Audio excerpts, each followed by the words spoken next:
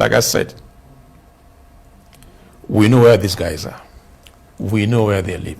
We know their parents. You know them as a government? Of course we do. They live with the same community we live. So why is it difficult to get them? That is the $1 million question that I should ask you. We are trying to understand, for those of us who are now conversant with Zamfara, have never been there, and we hear you as a chief security officer speak tonight to say you know these people, but yet you can't get them. It's a head scratcher. The story that was out there with the change of the commandant was that he raised some concerns and accusations that the outfit is not being equipped and is not being funded to fight the war you have set us up for. And then he was changed a couple of weeks after. That is not true. If you had listened to the police when he was arrested and interrogated, it was a different story. What we found out was that he was fully involved in that operation in Mada. The records are there. You can get this information from the Commissioner of Police in Zamfara State. So it's not true. Great.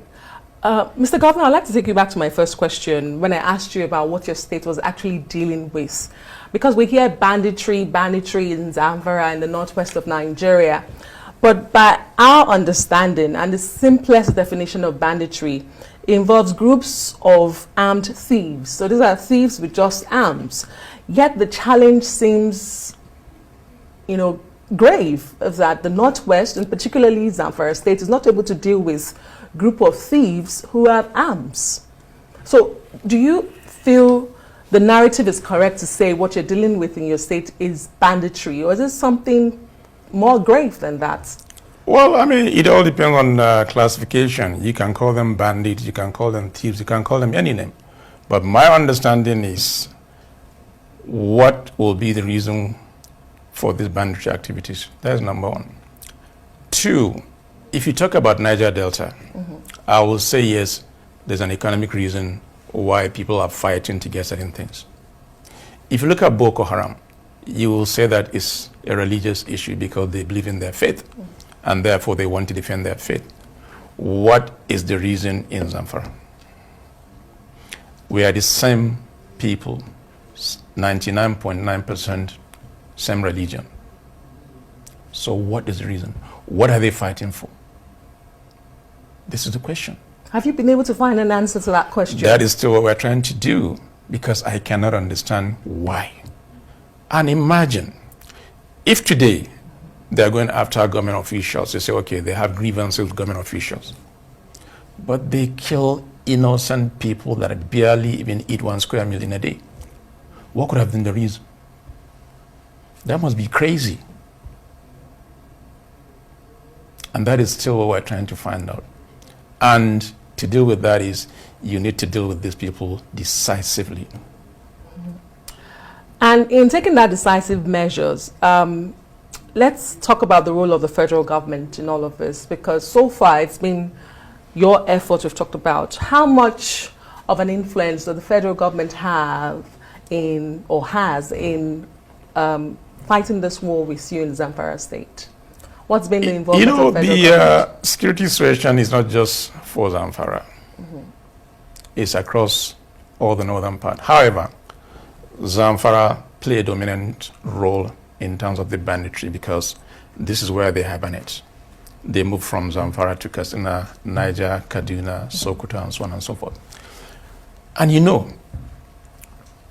it's the responsibility of federal government to provide safety of people, lives and property, which is the security forces that include the military, the police, as well as civil defense. Yeah, they're doing their best. However, there's a need to do more to deal with these guys decisively. Like I said, we know where these guys are. We know where they live. We know their parents. You know them as a government? Of course we do. They live with the same community we live. So why is it difficult to get them?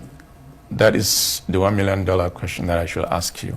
We are trying to understand, for those of us who are now conversant with Zamfara, have never been there, and we hear you as a chief security officer speak tonight to say you know these people, but yet you can't get them. It's a head scratcher. It is something that we are trying to all put our heads together. That is why, from what I can do as a governor, to have this CPG as a first line of defense. Of course, military are there, police are there, as well as civil defense, but they are not under my control. They are under the control of federal government, and they are doing their best. And like I said also, our security forces have the ability to crush these guys. But they are not. They're trying their best. Trying their best. Like what happened within the last 3 days when one of the major kingpin, Halilu Sububu, was killed. It is a combination of both military as well as the CPG and the community that made it possible. And I commend them for that. Okay, I wanted to take you back to one of the questions you raised tonight about what is fueling this in Zamfara, because you seem to say, I mean, it doesn't look like there's a religion undertone to it. The people they kill are also poor, so they're very poor for that matter. So there is no barely surviving. To go after them. But there's a question of the mining, the natural resources in Zamfara state. Don't you think that is enough to fuel all of this in Zamfara state? And I wanted you to answer if the ban placed by the federal government is still in place on mining in your state. The ban has been in place since 2018, so it's nothing new. I also met it. What I did on my own part is to also make sure the traditional institution do not give this consent form or consent letter for any mining activity in Zamfara state. And it's one reason why we had to issue an executive order that will stop giving out consent letters on mining by traditional rulers. Now, yes, there is a kind of correlation between insecurity and mining. And that's the reason why we're making conscious effort to have a clear understanding between the state and the federal government on what will be the best way to go about it. Of course, it's about revenue as far as I'm concerned. If we're able to get it together and make it functional, that means there's an additional revenue that will be coming to state government, which will be used in making some significant projects that will be for the benefit of our people. And I'm happy there's that synergy now between the state and the federal government in terms of mining activities on what will be the way forward. We're trying to fine-tune the whole thing.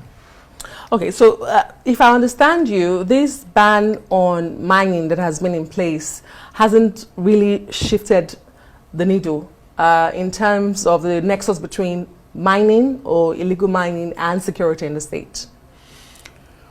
What I'm hearing is that some of the bandits are also engaged in some mining activities. For example, the guy that was killed 3 days ago, the Halilu Subu. But the rest are just artisanal miners, so to say. So it is something, like I say, we're trying to fine-tune to understand what is really happening and what would be the best way to make it effective and functional, so that in the long run, there will be revenue coming to both federal and the state government.